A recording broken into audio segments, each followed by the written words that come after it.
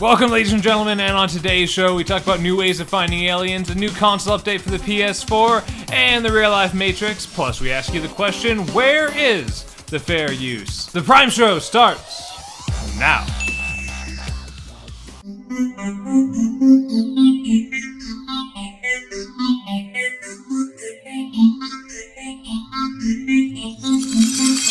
Welcome, ladies and gentlemen, to Hub 32, coming to you from YouTube, which we're going to talk about later in the show. My name is Swoopy D, Aaron Kirby. To my left is Ginger V. Yo, bro. Also known as Anthony Romeo. Yeah. And to his left, my far left, back this week from his exploding, whatever the fuck it was. Appendix, yes. Spleen. Appendix. His bibliography exploded. Is Seabeard, also known as David Sieber. David the Goliath. If you've never been to our channel before, you've never heard one of our podcasts, this is how it works. We go through a checklist, which is the topics you just heard at the top of the show. Then we go into the deeper topic, which is also the topic you heard at the top of the show, which this week is the YouTube, which I mentioned before. The YouTube. Where is the free use? Whatever. Yeah, we'll get into that. He Real on top of it, right? He doesn't way to just totally destroy the whole opening of the show right now. Like, I'm totally off right now.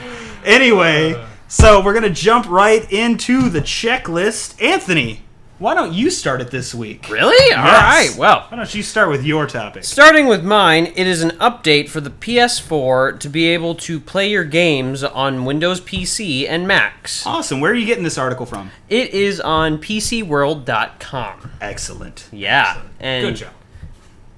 fuck you guys. I'm I'm just not here a to monkey. Take it away. Anyway, The floor is yours. Take it away. so what this is going to do is allow you to not only just basically stream directly with your tower and console, but if your PC is in a different room, you can stream link with it apparently and play PC games off of a console on a different TV in your house. So that's a cool thing. So you're playing PC games on your PS4, or are you playing PS4 games on your PC? Both. It's Uh-huh. it's gonna And be. you're saying it's on a different TV, so like if your console is in like the living room, you can play it in your bedroom? No. Like, if your console's in your bedroom and your PC's in the living room, you could play PCs in your bedroom. Oh, like awesome. Stream Link and stuff like that. Okay. Awesome. And they actually have a beta that will be rolling around Wednesday, March 1st. And the new version also adds live streaming integration for video site Daily Motion. So that's going to be cool.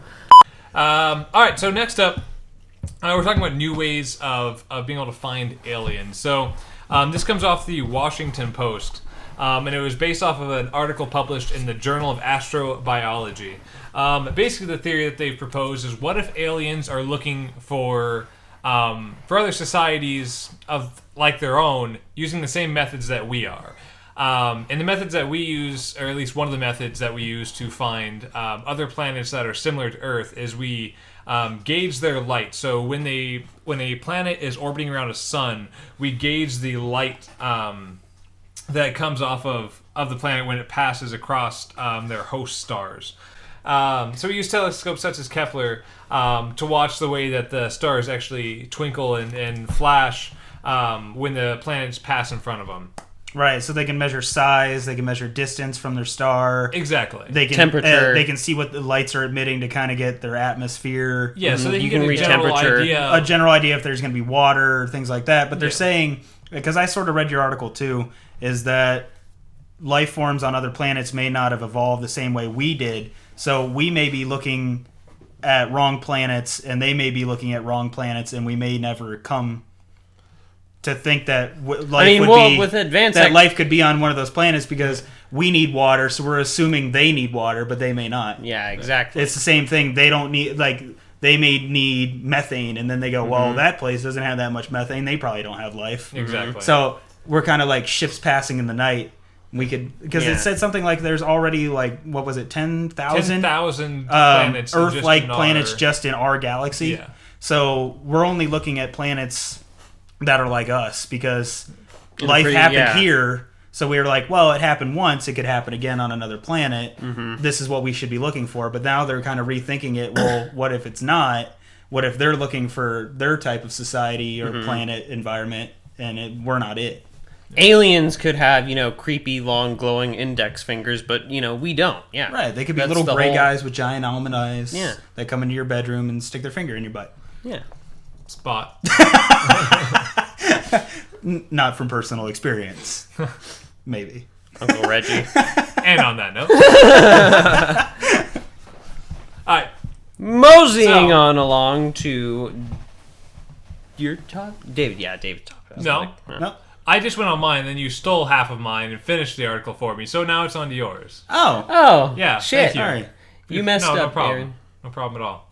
Well, do you want to steal half of mine? You read mine, didn't No, you? I'm good. Moving right along. Moseying on. It's kind of like a real life Matrix. In the movie, when Keanu Reeves' character Neo needs to learn how to karate martial arts moves, Guns in the simulation. right? How Trinity learns really fast how to do pilot a helicopter, things like that. It's just uploaded directly into their brain. Getting back to the article. Basically, what it says is that the institute, laboratory in California, the HRL Laboratories, they've developed a low current electronical brain stimulation to modulate a person's learning of complex real world skills. So basically, what it does is they took for if you say you wanted to learn how to operate a plane, pilot a plane, they went and they took military pilots, commercial pilots, and they mapped their brain patterns while they were performing the activity, and then they used this device onto your head, and they input the electrical impulses into your brain to help make the connections stronger and to learn the activity faster. So you can muscle memory, basically? Kind of. It just makes the synapses in your brain stronger, so that way you can learn the information quicker. So who have they tested it on so far? Or have they Well, they Pilot, had you two groups. They had a placebo group and a regular group that did it, and it showed that the people that actually got this treatment learned the activity of piloting a plane 33% faster than the placebo group. So it's also they've already been using this on stroke victims, on helping them how to learn how to speak, how to move, how to talk, walk, everything like that again. But they're kind of just branching it out into other fields where you could learn a language quicker, you could learn how to drive a car faster, you could learn how to pilot a plane, basically anything in the long run. That's incredible. They said that they, even in the future, that this could be part of driver's ed courses, that you could learn how to, 16-year-olds safer. are going to have this on their head, learning how to drive faster, quicker. They'd be better drivers. Same thing with, planes, everything. It's really cool. You could learn languages normally to really totally absorb a language that you're trying to learn, unless you're living there. They say it normally takes, a good 3 to 4 years. So 33% faster, it would take you 2 years, 3 years, something like that. The third less. So well, yeah, so it'd be an about extra year 2 off. years, 3 years, something like that, depending on exactly how long it would take you to learn a language. So But just live there and have one of those headsets. That'll then you take can learn it overnight. 2 weeks. You can learn it overnight. Yeah, exactly. So I just thought it was really kind of cool that it's neuroplasticity. That's what it is. That they're trying to build up, make new connections, and strengthen your neuroplasticity, so that way you can learn these activities really faster. Which I thought was kind of interesting. It's really kind of cool. Yeah. And it branches into basically any subject, all subjects. If you want to read this article, get a little bit more in depth on it, it's on Inquisitor.com. So go ahead and check that out. Well, thank you for that there. Thank you. Thank you. This is why we don't let you speak on the show, because you can't talk right. If I had one of You those can't helmets use your to help me words out. proper. Exactly. Yeah. Gotta teach myself English again. Yeah, the first language he's going to learn better is English. All right, ladies Welcome and gentlemen. back. Welcome. So I'm about to go into our main topic, but just letting you know, I forgot to mention this at the top of the show because we just popped her open now because we were letting her chill out a little bit. Crazy but bitch. the drink of the show, which we haven't actually done. I'm just realizing that we've done this. We did it for the first Few prime shows. First 4 or 5 episodes for the drink of the show. In the last few, we haven't had the drink of the show. So today's drink of the show is the best damn root beer. So it's a hard root beer. According to Aaron, it is his third favorite. So it goes Not Your Father's Root Beer, Coney Island, this crap, and then Mission. Yeah. Now I like Not Your Father's, and then Mission, and then I've never had Coney Island, and then this one's pretty far down so far. I'm not caring for it. My only thing is Not Your Father's one had more fizz and was like more soda-y. This doesn't have as much fizz. I don't taste the root beer as much, and that's like part of the soda-y thing. And this, honestly, this cold, because it was just out of the freezer, and this not very fizzy, reminds me of the fluoride thing you do as a kid in elementary, and you either got bubble gum or root beer. I never got root beer. There was a root beer? Yeah, and it tasted like shit. And and I'm not hating this root. This is just milder, and I kind of don't like that. It's not as fizzy or root beery, but it tastes like it's the good. Melted A&W candies. You ever had those? The A&W root beer candies? Yeah, they're kind of good. 5.5% alcohol by volume. Oh yes, sorry. My apologies. This is Beethoven's Third Symphony. So our main topic today is the hashtag that's been floating around, and a very controversial topic on the YouTubes, which is where's the fair use, or where's the fair use? WTFU. Yeah. However you want to put it. Basically, which what it comes down to. Which I found out is not what the fuck you. Yeah, what the fuck you? I was like, what the fuck you? And they're like, no, where's the fuck unicorns? Where's the fair use? And I was like, oh, okay, that makes more sense. Anyway, continue.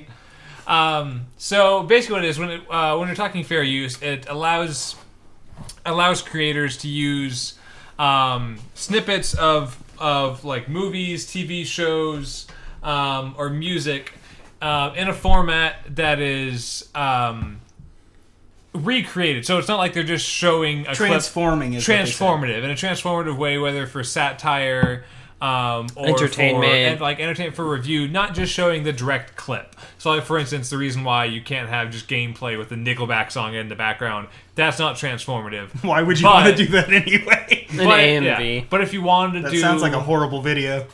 Just don't start with the Nickelback hate now. But if you wanted to say, let's do like a Nickelback cover, but make it a satirical thing and change the lyrics, then you could do that, and you'd be in the right to do that. So what this actually ends up coming down to, though, is YouTube's algorithms for allowing people to do copyright strikes or copyright claims on videos are kind of bullshit.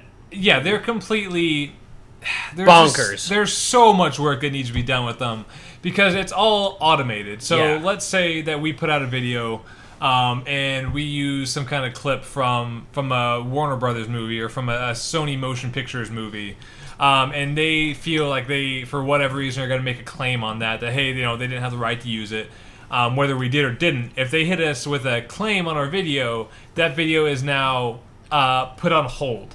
Now, if they put a strike and the video gets taken down, that's one thing. But like in some cases, they don't immediately get taken down. They're just suspended. Yeah, it's suspended, and in the meantime, the money would go to whoever made the claim on your video. Like Sony and it would go to Fox. Sony or Warner Brothers, whoever makes the claim on your video.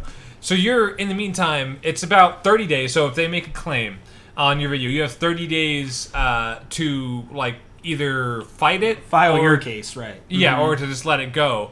And then if you decide to fight it, they then have 30 days to make their claim on their end. So you potentially are losing money on views for 60 days. Right, because it's a shoot first, ask questions later type mentality. Exactly. They'd rather take down the video and later find out that everything was okay than not take down the video and get sued. Yeah, I just think they're being greedy pieces of shit. They just don't want a bad image, and because it's usually movie reviews, if it's the movie studios like Fox and like Sony.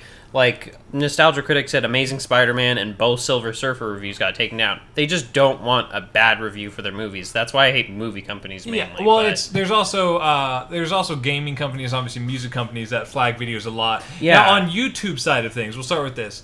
On YouTube side of things, YouTube is doing it to protect themselves. They're doing it to protect themselves so other companies don't come and try to sue YouTube financially. For not taking action for taking action and taking down these videos, which is what happened early on, before YouTube was bought up by Google, is that people were posting videos with all kinds of copyright issues, and they were being sued. I think it was I think it was Viacom or someone was trying to sue them for like $1 billion. Right. Yeah. There's all kinds of people trying to sue them for all these copyright issues, and YouTube just didn't have that much money to pay these people off. So what ended up happening was Google came to them, offered to buy them out for a ridiculously low amount of money, and clear their debt, and they really at the moment didn't have any other choice, so they took it. Mm-hmm. So now with Google owning it, they're doing everything they can to not be in copyright debt over this. So they're not going to take a risk and let anything that could be actually copyrighted be on YouTube. As a result, companies are constantly abusing it. Yeah. Right. So, some of this stuff is kind of insane. Like one of the examples that I was given was, you could have like an 8-year-old girl like dancing in the living room, and the TV in the background is on, but it's on mute, and it's playing an old episode of Sanford and Son or something like that. Or a ShamWow commercial. Or a ShamWow commercial, for example. And the company can say, well, that's copyrighted material in your video. Well, it's not like anybody's going actually to that video to watch the Sanford and Son episode in the background. Mm-hmm. You can probably barely make out, and there's no sound on it. Exactly. They're there to watch the little 8-year-old girl dance around because it's probably cute and adorable, or really sad or something. Or really sad or something. Why? Now, but I mean, that's a way of like misusing it, abusing it. Well, did she not get to go to space because she was one of the unlucky Make-A-Wish kids, Aaron? Now, an actual case like that went to court is over a toddler, actually dancing to a Prince song, and I think it was. I want to say it was Warner Brothers or Sony that owned that particular track. Whoever it was. And they filed a strike against them and had the video removed. In no way was this meant to be taking money away from the company. No one was going to that video to listen to the Prince song. They were going because it was a funny dancing baby, and Prince happened to be the song of choice. They weren't even making money off the video, to my knowledge, but they were getting millions of views on this, and so they put a strike on them, and they ended up going to court. And whether it was Sony or Warner Brothers, whoever owned the actual track, ended up losing the case because they deemed that it was in no way really meant to they didn't have any malicious use. Yeah, actually, they're not trying to make money off the Prince song. Yeah. They're just showing their toddler daughter dancing. It's probably mostly was for family or whatever to watch out, and then they spread it around, and it became like a viral video or something. But now, when it's come to like videos and movies. Video games and movies. Companies have been using these copyright claims and strikes to remove videos that are negative towards their games, exactly, or their movies, or just what they claim aren't true. So, for instance, I believe it was Machinima. I think it was Machinima that did a video about a particular game on Steam. That was creating a lower price to get you to buy their game, something like that. Right. So the discount looked big. Yeah, so the discount looked better. But there was some convoluted thing about basically that. Basically, it's price gouging. Yeah, it was basically price gouging. And the company claimed that this was a lie, and that it was like hurting their video game sales. So they put a copyright strike on the video, and that's just straight out not what it's used for. Mm-hmm. Other channels have been hit by movie producers claiming that that the negative comments they're making about the movie aren't true. And again, that's hurting the freedom of speech, and that's not what the Copyright Act or Fair Use Act is for. I was gonna say, the reason that specific, misuse of it pisses me off is because it's literally just silencing someone's opinion just because you don't agree with it, and YouTube's kind of just allowing it. Right, if the Constitution says I can call the president stupid, I should be able to call a video game stupid. Yeah. Exactly. And, but that's just one side of it. Nostalgia Critic talked about, literally, it can just be a malicious, user that doesn't like your channel, and they can just post a fake company or an actual company, and then the company had no idea. Revenue. Just because they don't like it.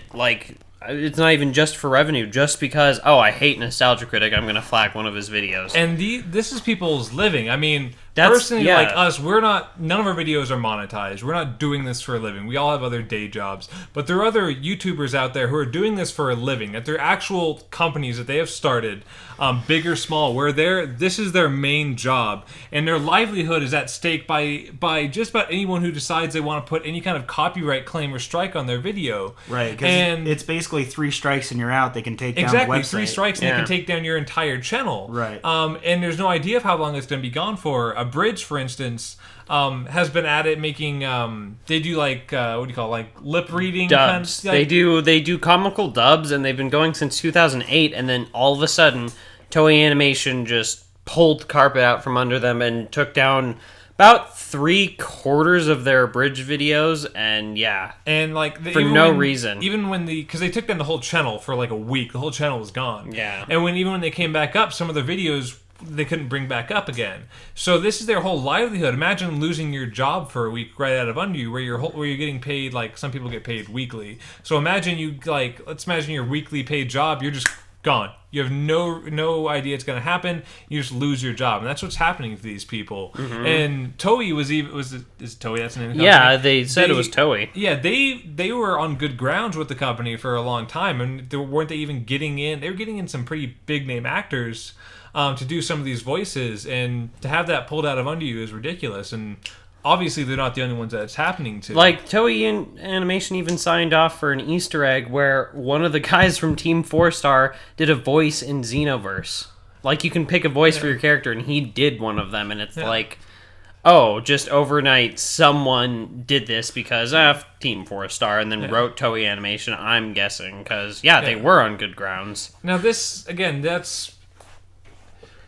it's just completely misusing it and not fair, and it can really mess up someone's life because, sure, they do it for the fans, but they have said, this pays the bills and we love doing it for you, so whenever someone does just shut it down, it really fucks with them because you also lose all the subscribers if your site is shut down. You have to get them back, and 2 million, you're not gonna just get that back even if you're PewDiePie. That would take time to just get 2 million people back, so it's really just a hindrance to their lives. The question that people are putting up too is whether is it YouTube's fault for having these automated copyright claim and strike systems, or is it the company's fault for falsely using it in ways that it was no way intended? I would say both, but exactly. With YouTube, it's. I mean, Erin was saying that she came out and apologized and is listening to concerns. Right, I read a small article, and unfortunately, I can't remember what website or whatever it was from. But basically, all it was that they had apologized for a few of the incidents. They were looking into the issue, and they were listening to the concerns and criticisms. But they didn't really do any kind of action plan or say what their next kind of, what their next step was going to be. Yeah.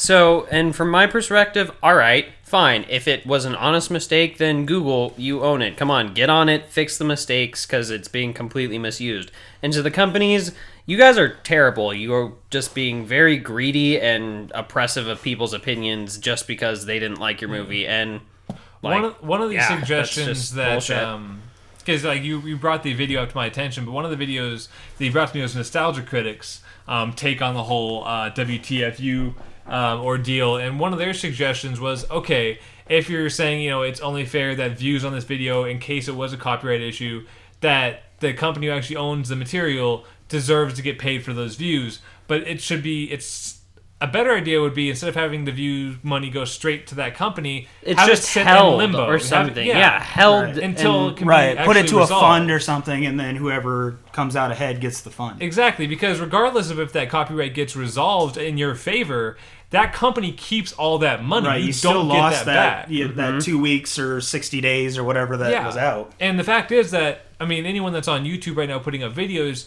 the majority of your views have to come within that first few days. There's another word for it, but there's views that come if say you put out a video today and then 3 years down the line we get suddenly popular, people want to go back and watch their videos. There's some other name for that. Evolution of dance. It's like the grandfather views or whatever.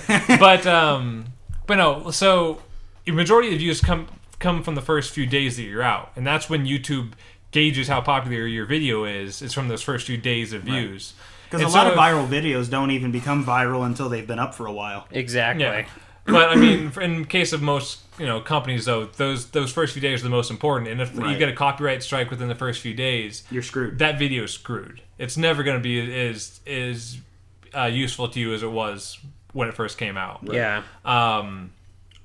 So when it comes to the actual how to solve the problem, it's an algorithm problem, and it's also YouTube has to care for the people that are making and just them allowing the companies to do this. And you could, because there's so many copyright claims and strikes every day on so many different channels, I can understand why they made it an automated system. But I think after all the issues that are coming up recently, they have to understand where this automated of a system may not be the best way. Right. The reason they're coming to your site is because these people are getting 2 million views on a video. Yeah. They're not coming for something else. These people are the people that are bringing the people to your site. Yeah. They're not just going to YouTube for, go to YouTube. And if everyone decided, even if, I'd say a good 100 YouTube channels, 100 of the biggest YouTube channels decided, hey, you know what? I'm sick of having to wonder if my livelihood is going to be at stake day to day, and I'm sick of having to defend that day to day. And they decided to go, you know what? We're going to go somewhere else. Wherever that may be, whether that may be Twitch, or they just fall back on their own website, or they go to some other kind of format. Songify. It would be tough for them for a while, but YouTube would lose shit tons of money very quickly from just a relatively small handful of big channels leaving. Right. And that may seem like a drop in the bucket for Google overall, but for YouTube, if they were to lose, like I said, about 50 to 100 of the big companies, which isn't too far off from seeing that in the near future if this continues, then that could make them really have to change things. Right, because that's how they sell their advertising and everything else. That's how they make their money, yeah. So what it comes down to really is, I mean, how are you going to change this? How are you going to fix that algorithm? And I hire Optimus don't Prime know. to be tech support. Have to find your. If you had to deal with Optimus Prime every time when they made a claim, and you had to tell Optimus Prime that you were making that claim, you'd probably think twice about that claim, and that he got to judge you. And if he found out that it was false, he would just destroy you. Yeah. Tap your Allspark to your modem. Turn you into a cube and put him in your Honestly, in limbo. I think what there needs to be a penalty for companies who file false copyright $500 million. No, but I mean, it could be something as small as 500 up to 10,000. Yeah, something like that. There needs to be a financial incentive for them. And even not to then, file like that. 10,000, these are $1 million companies. Because, like you said, they're making the money while you're in limbo on it. Yeah, when you're getting I'd screwed. say for them to, if they falsified it, to them to lose that money they would probably make you think twice. And like you said, putting it into a fund would be a good idea. And because currently there's no reason for them not to. Either you won't fight back, or you physically can't fight back. Because if you get a strike on your channel, you have, I think it's like you have to wait a certain amount of days. It's 90 days before you can even fight a claim. So in that meantime, in the 90 days, companies can hit you with as many claims as they want. Right. So they literally have no incentive not to just